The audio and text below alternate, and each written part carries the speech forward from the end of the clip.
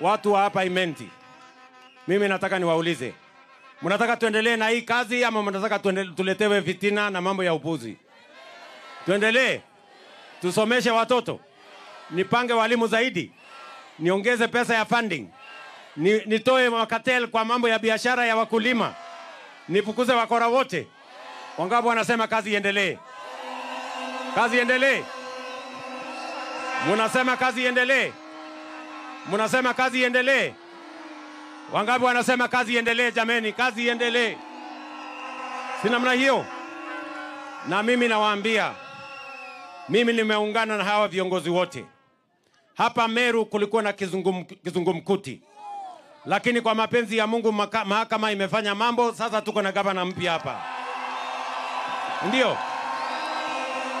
mimi nawaomba mimi nawaomba ndugu zangu watu wa Meru, ndugu zangu watu wa Meru, nyinyi mnaona hasara ile inaweza kuja wakati mambo watu wamegawanyika. Mumeona hasara ile iko wakati viongozi wamegawanyika. Hakuna maendeleo, hakuna mpango, hakuna kusonga mbele. Ni kweli ama si kweli? Mimi nawaomba kwa unyenyekevu viongozi na watu wa Meru, musimame pamoja. Sasa mko na gavana mpya, mumuunge mkono, mushirikiane, mufanye kazi pamoja, ndio Meru isonge mbele. Jameni, mtaungana. Tuache siasa ya ugomvi, tuache siasa ya chuki, tuache siasa ya migawanyiko. Meru itaungana. Wangapi wanasema Meru itaungana? Jameni, tufanye kazi kwa pamoja, si ndio? Na mimi nimemwambia gavana, sisi hatuna ugomvi na kina mama, sisi tunawapenda kina mama sana. Na mimi nilishauriana na huyu gavana nikamwambia, sasa kwa sababu umepata kuwa gavana, tafuta mama pia awe deputy governor. Si amefanya vizuri? Amefanya vizuri. Mpigieni makofi huyu gavana jameni, ametafuta. Si ndio? Si ndio? Na mimi nataka niwaulize watu wa Meru, si mumeona ile hasara ugomvi na chuki na migawanyiko inaweza kulete? Ndio mimi nimeamua kama kiongozi wa taifa hii, kwa mapenzi yenu na kwa kura zenu, hata na mimi nitaunganisha taifa lote la Kenya.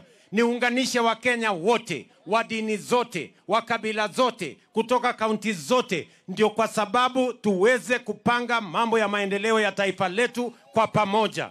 Nyinyi watu wa Meru jameni, na wasihi na nawaomba ya kwamba mkubali, tusikubali siasa ya chuki, migawanyiko na ukabila itutenganishe. Mimi nawaomba kwa unyenyekevu jameni, tufanye kazi kwa pamoja. Na nimeamua ya kwamba Kenya hii nitaunganisha ili sote tuweze kutembea pamoja. Na ndio sababu wakati mliona kulikuwa na msukosuko, nikasema tuweke serikali ya broad based, ya kuleta Wakenya wote. Kusiwe na mwenye anagombana huko nje, kusiwe na mwenye ananungunika huko nje. Sisi wote tukae hapa ndani, tupangane, na hii serikali inatutosha sisi wote. Sio lazima mtu aondoke ndio mwingine apate nafasi.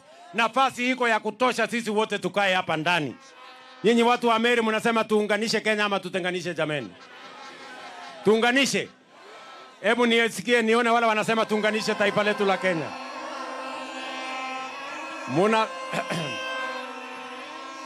Munasema tukatae siasa ya ukabila, siasa ya dini tuache, siasa ya migawanyiko tuache, siasa ya chuki tuache, tuungane.